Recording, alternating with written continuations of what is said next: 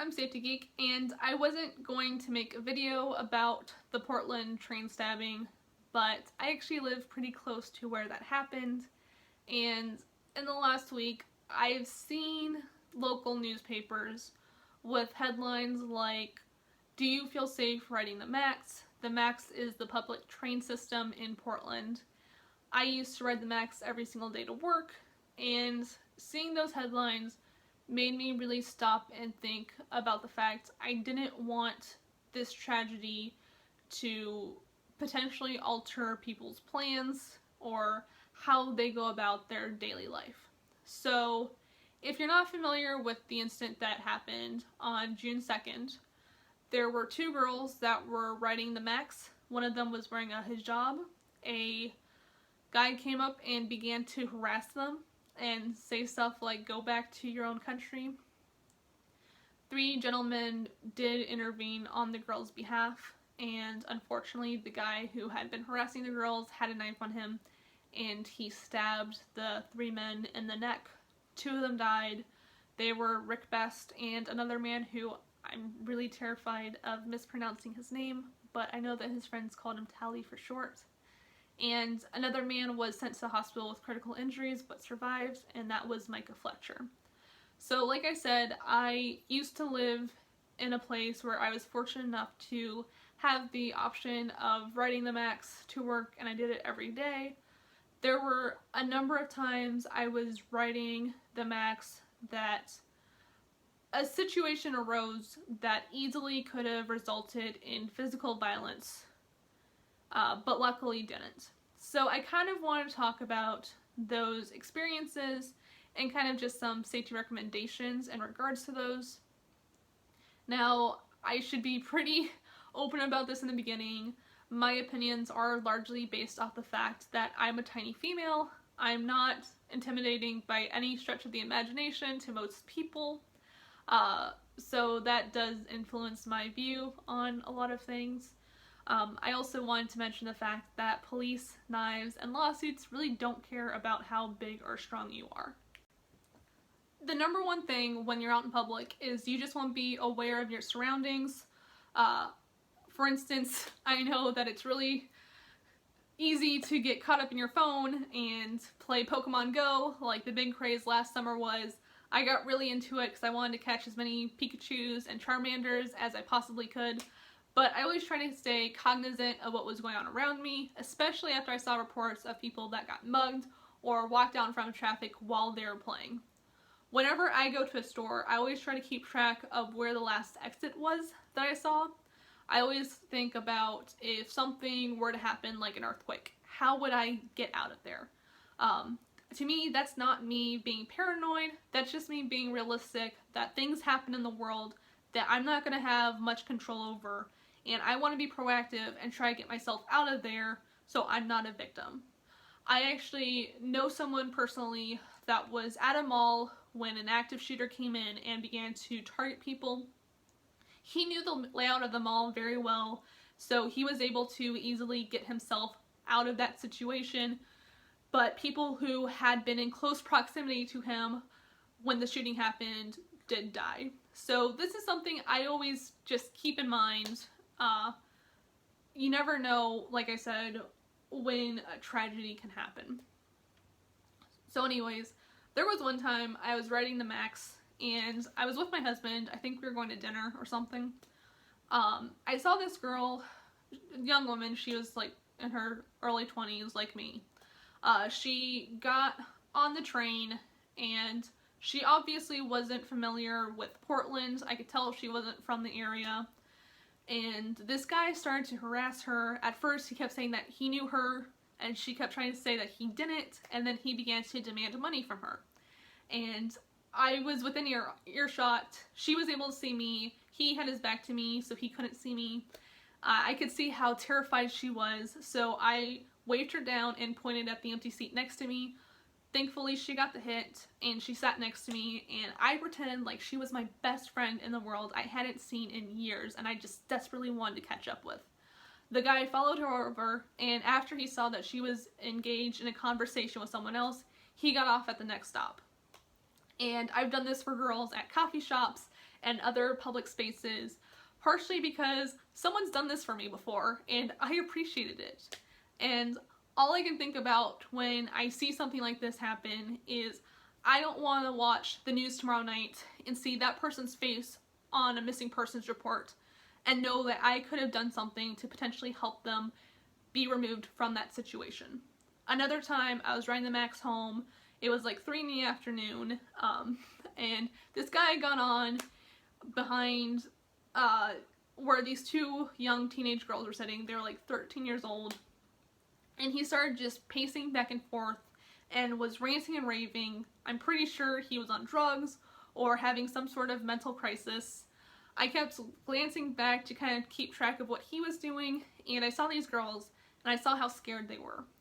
And again, there were seats close to me that were empty, so I motioned for them to sit by me. They did. I started off by telling them not to do drugs, and then I tried to put them at ease by just asking them questions about school. And I wanted them to be able to feel safe on the train. I didn't want them to have to worry about this guy. And if I had been there when the June 2nd incident happened, and I'm really apprehensive about saying this because I don't want to in any way come across as if I'm criticizing the guys that were heroes and stood up to the guy harassing these girls. But for me personally, I wouldn't feel comfortable confronting him. I would have personally preferred to have tried to engage the girls and tried to remove them from the situation that way, but that's because that's what I would feel more comfortable with. You never know if someone around you might have some sort of mental crisis going on.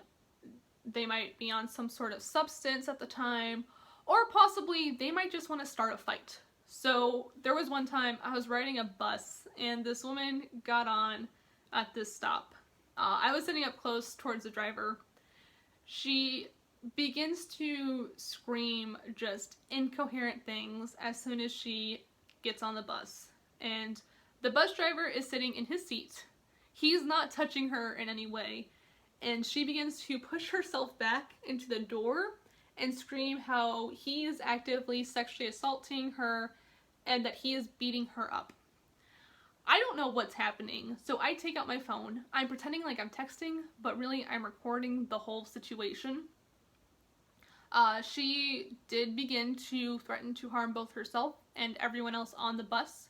I heard someone at the back of the bus call the cops, and we sat there and waited for the cops to show up. Turns out the cops were very familiar with this individual, go figure. While they had to evacuate everyone off of the bus, 2 officers were on there trying to get her to go on an ambulance. There was an officer standing by his car that I went up to and I showed him the video that I had recorded. Another time I was riding the Max and I was sitting kind of in like there's 2 sets of benches that run on both sides of the train facing each other, and I was sitting on one side. This guy gets on the Max and he's pacing back and forth. He's extremely agitated. He's screaming racial slurs. It seems like he wanted to start a fight with someone. So someone who was sitting on the opposite bench from me towards the other side loudly sighed. And the person who was already agitated took that as if this person was verbally trying to confront him for his actions. So he approached him, he was screaming at him, he was threatening to punch him. Again, I took out my phone. I was pretending as if I was texting when I was really recording the whole scenario. Once we got to the next stop, I got off, I went to the car behind us, and from there is where I called 911. These things can happen. You never know if, when something like this is to occur, if you'll have the option to remove yourself, which if you do, you should take. That's the best possible thing you can do. Is just to get away from it. Right now in London, they're telling people in the wake of the recent terror attacks that they have had to run, hide, tell if it's a possibility. But sometimes it's not a possibility. Sometimes you might need to fight back. And this is where I would recommend people, especially women, to look into taking a self-defense class. I find that if you have that knowledge, it makes people far more self-confident. It makes them far more likely to react appropriately in a situation that can turn deadly, potentially. Another thing which I always recommend, and this is something you have to check the legality of in the area that you live, is to get pepper gel. Now, I recommend this over pepper spray because with pepper spray, it is extremely easy to accidentally misfire and hit yourself, or for the wind to possibly bring back the spray and for you to be incapacitated that way. I like pepper gel because it's far more accurate and you have less of a chance of getting any on yourself by accident.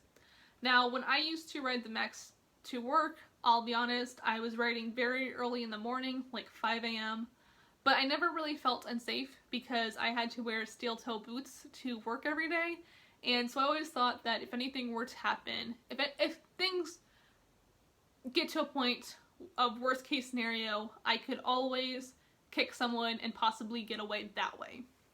I couldn't take my pepper gel to work, but I always had my pepper spray on me.